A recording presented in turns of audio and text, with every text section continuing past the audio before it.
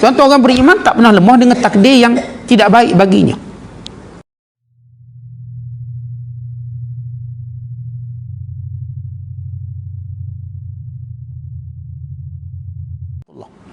Tapi ada perkara yang menjadi satu ujian pada manusia, iaitu menerima segala apa yang berlaku dalam hidup ini, takdir Allah. Beriman. Allah berfirman, "Wa man yu'min billahi yahdi qalbah." Dan surah At-Taghabun ayat ke-11. Siapa yang beriman kepada Allah, Allah beri petunjuk pada hatinya, kata ulama. Yang dimaksudkan dengan ayat ini, kata Imam Al-Qamah, ialah siapa yang tunduk menyerah kepada segala takdir Allah Ta'ala, maka Allah lorongkan kepadanya, Allah tunjukkan kepadanya, Allah berikan kemuliaan kepadanya. Secara umum maksudnya, jikalau kita menerima segala takdir Allah, maka Allah akan beri kita bimbingan, Allah Ta'ala beri kita petunjuk. Pertama, kita perlu redha dengan takdir Allah Ta'ala, kerana takdir Allah ini berfungsi dengan dua fungsi. Dua fungsi pertama, dua fungsi yang besar dalam hidup. Yang pertama, takdir Allah ini berfungsi sebagai satu, kita namakan sebagai tarbiyah Allah Ta'ala pada kita. Allah tarbiyah kita.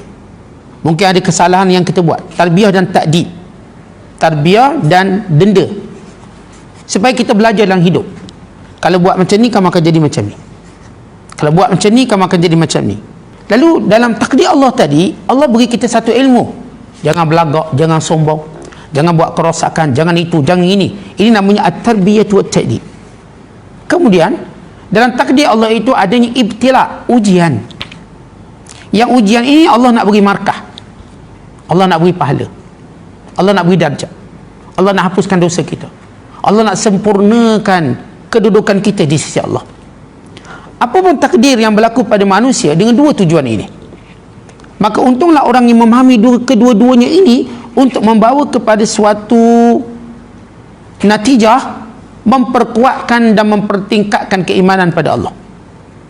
Ya, orang kafir dalam penerimaan takdir Allah, ya Allah uji dia dengan apa yang berlaku dalam hidupnya, namun ternyata dia tak sabar, ternyata dia pemarah, ternyata dia menyalahkan Tuhan. Maka dengan ujian itu dia gagal. Dia gagal, maka tidak membawa dia kepada petunjuk, tidak beriman dia. Dan yang kedua, dengan maksud takdir itu ialah tarbiyah dan ta'dib, yakni satu hukuman dan satu pendidikan. Maka orang kafir tidak mampu mempelajarinya dengan betul, bahawa ini kemurkaan Allah. Dia cuma mampu untuk mengetahui bahawa ini adalah kesalahan yang perlu dielakkan di dunia semata-mata. Kerana itu tuan-tuan, apapun takdir Allah, pegang satu benda, asas paling penting, ia lebih baik untuk kita. Sebab itu dalam hadis Nabi SAW, bila Rasulullah menyatakan, ada dua hadis yang penting untuk kita tahu bagaimana tarbiyah Allah kepada kita dalam menghadapi takdirnya. Kita akan terus menghadapi takdir Allah, yang kita suka atau yang kita tak suka. Jadi ada dua hadis yang jadi panduan pada kita. Tuan-tuan mesti pegang yang ni. Yang pertama, hadis yang mengajar kepada kita, ihris ala man yanfa'uka wasta'in billah wa la ta'jaz. Hendaklah kamu terus berusaha mencari apa yang beri manfaat pada kamu. Ihris, terus. Wasta'in billah, dan minta tolong dengan Allah. Usaha dengan kekuatan kita tidak bertahan lama. Wasta'in billah.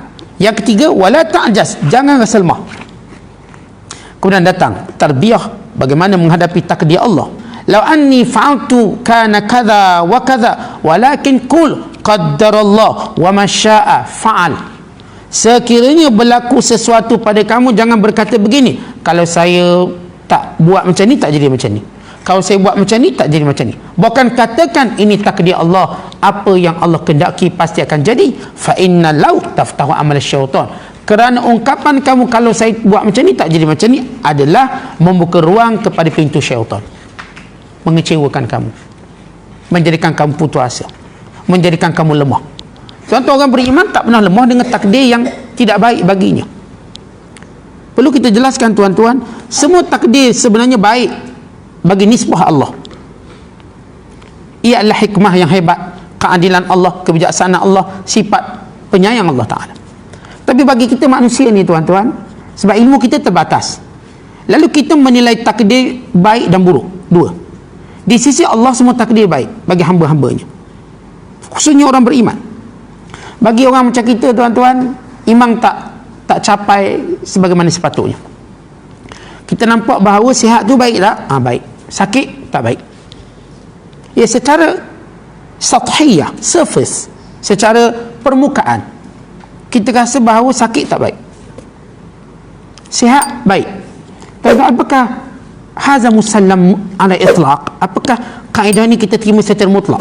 Baik, cuba kita menganalisis apa yang berlaku dalam hidup kita. Apakah selamanya sakit ini tak baik? Kadang-kadang kita lihat sakit baik,